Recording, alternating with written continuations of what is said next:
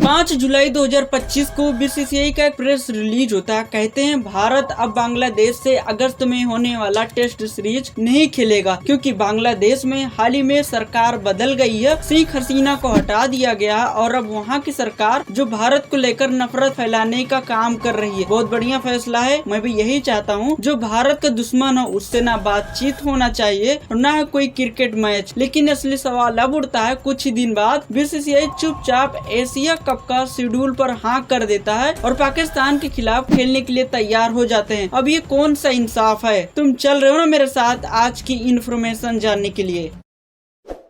बांग्लादेश में भारत की विरोधी सरकार आई तो रिश्ता तोड़ दिए, लेकिन पाकिस्तान से तो पिछले कई सालों से नफरत का रिश्ता है। जैसे 26/11 उरई पुलवामा हमला हुआ और अभी अभी पहलगाम हमला हुआ, जिसमें हमारे जवान शहीद हो गए और हमारे देश लोग को धर्म पूछकर गोली मारा गया और उसके पीछे पाकिस्तान का हाथ होने का एविडेंस भी मौजूद था। तो फिर पाकिस्तान के साथ खेलने की मंजूरी कैसे मिल जाती है? भाई ये कौन सा इंसाफ है? क्या देशभक्ति सिर्फ प्रेस रिलीज तक सीमित रह गया है या फिर पैसा, पॉलिटिक्स और पब्लिसिटी सब पे भारी है? हर कोई कहता है क्रिकेट सिर्फ एक खेल नहीं, इमोशन है। इस इमोशन का हथियार बनाकर पाकिस्तान दुनिया के सामने खुद को नॉर्मल कंट्री दिखाती है और जब हम पाकिस्तान के साथ मैच खेलते हैं तो असल में हम पाकिस्तान को इंटरनेशनल क्रिकेट में जिंदा रहने का ऑक्सीजन दे रहे होते हैं। वो क्रिकेट से कमाते हैं, वो अपने देश में जश्न मनाते हैं और अगली सुबह एलओसी पर हमारी जवानों को गोली मारने की धमकी देते हैं और हमारे देश में धर्म पूछकर गोली मारते हैं। ये कोई क्रिकेट का खेल नहीं रह गया, ये हमारे इमोशन के साथ गद्दारी है। आज पूरी दुनिया जानती है कि बीसीसीआई का दबदबा क्रिकेट में सबसे ज्यादा है। आईसीसी की मीटिंग में अगर इंडिया पीछे हट जाए तो आईसीसी का फुल फॉर्म हो जाएगा इंट्रोडक्शन क्रिकेट काउंसिल। 19,000 करोड़ का नेटवर्थ है हमारा। हम चाहे तो पाकिस्तान को इंटरनेशनल क्रिकेट से बाहर कर सकते हैं, पर क्या हम करते हैं? हम खुद 3-3 बार खेलने के लिए तैयार है एशिया कप में। क्यों? क्योंकि मैच इंडिया पाकिस्तान का है और इससे स्टेडियम भरता है, टीआरपीएफ आता है और पैसा मिलता है। तो क्या अब बीसीसीआई भी वही कर रहा है? जिस देश की भावनाएं बिक रही हैं और सिर्फ पैसा कमाने से मतलब है। बांग्लादेश के साथ सीरीज कैंसिल करते वक्त बीसीसीआई ने कहे